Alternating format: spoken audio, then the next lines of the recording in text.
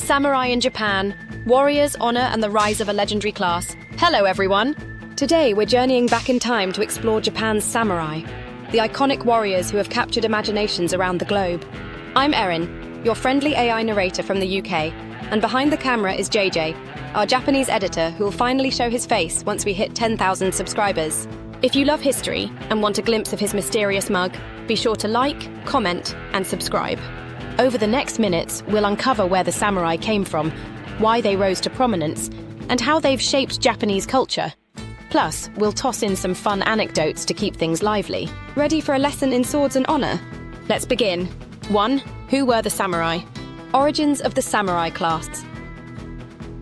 The samurai's story starts in the Heian period, 794 to 1185, but truly took form in the Kamakura period, 1185 to 1333. At first, they were aristocratic warriors, employed by wealthy landowners or the imperial court to protect estates and uphold order. Over time, they developed into a distinct class known for martial prowess and strict codes of loyalty.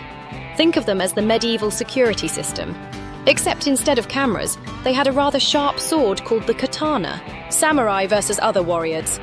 Samurai were an elite class, respected and sometimes feared by the common folk. They had the right to wear two swords and were bound by a strict code called Bushidō. Meanwhile, lower-ranking warriors or peasants with spears didn't enjoy such fancy privileges, nor did they have the same epic fashion sense. 2. The Code of Bushidō core values. One hallmark of the samurai was Bushidō, often translated as the way of the warrior. This code emphasized virtues like honor, loyalty, courage, and benevolence. Breaking these values could mean social disgrace, or worse. Some might see it as a precursor to today's Japanese work ethic, where dedication and discipline remain key. Just imagine if your boss asked you to follow the way of the office worker with that same intensity. Would you be ready to pledge loyalty with your ballpoint pen? Seppuku, ritual suicide. As grim as it sounds, seppuku, ritual suicide by disembowelment, was part of upholding one's honor. If a samurai brought shame to himself or his lord, seppuku was seen as a way to redeem lost honor. Let's just be glad modern office failures no longer require such extreme measures. 3.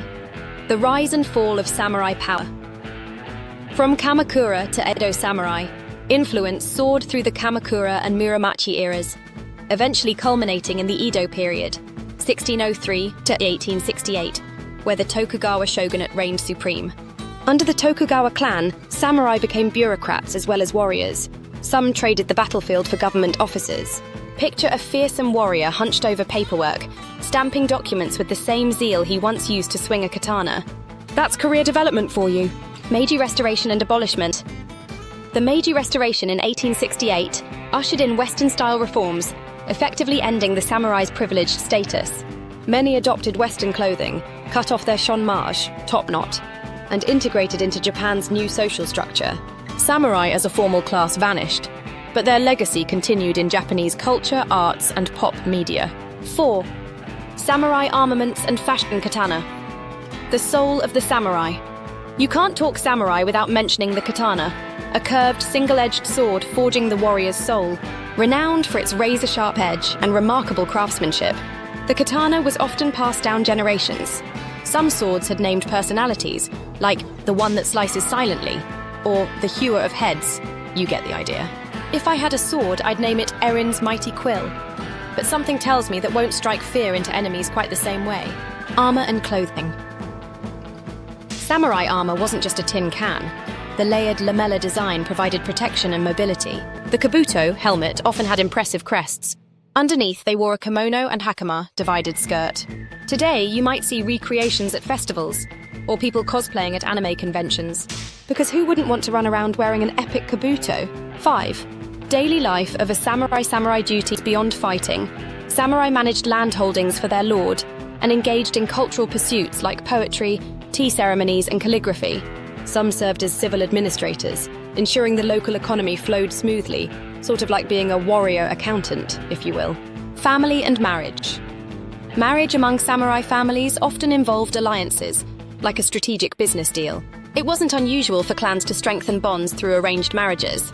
But hey, at least the wedding photos must have looked epic with those swords in the background. 6. Modern traces of samurai culture. Bushido in modern Japan. Though the samurai class dissolved, the spirit of Bushido, discipline, loyalty, perseverance, still resonates in Japan's corporate culture, martial arts, and even sports like baseball. You might see a picture nicknamed Samurai So-and-so for their unwavering focus on the mound. Samurai in pop culture. From Kurosawa films to modern anime, samurai remain a pop culture staple. We see them portrayed as noble heroes or tragic figures, wielding unstoppable sword skills. Western movies love the aesthetic too. Let's not forget Tom Cruise's The Last Samurai. Though many argue the real star was Ken Watanabe, right? Now it's your turn. Which aspect of samurai culture surprised you the most? Or if you've read about a particular samurai legend you love, let us know in the comments below. We'd love to hear your thoughts, and maybe do a follow-up focusing on specific figures. Oda Nobunaga, anyone? And if you're new here, don't forget to subscribe. Once we hit 10,000 subscribers, you'll get to see JJ's face. And let me tell you, it's rumored to be as legendary as a master-forged katana. Okay, maybe that's an exaggeration, but still, show some love. That wraps up our journey into the world of samurai. From their rise in medieval Japan, to their lasting impact on culture, art, and even daily life. If you found this video enlightening or entertaining, please like, comment, and share it with fellow history buffs. Thank you for watching, and we'll see you in our next deep dive into Japanese tradition. Until then, keep that samurai spirit, but maybe keep the swords at home. Cheers! Mata ne!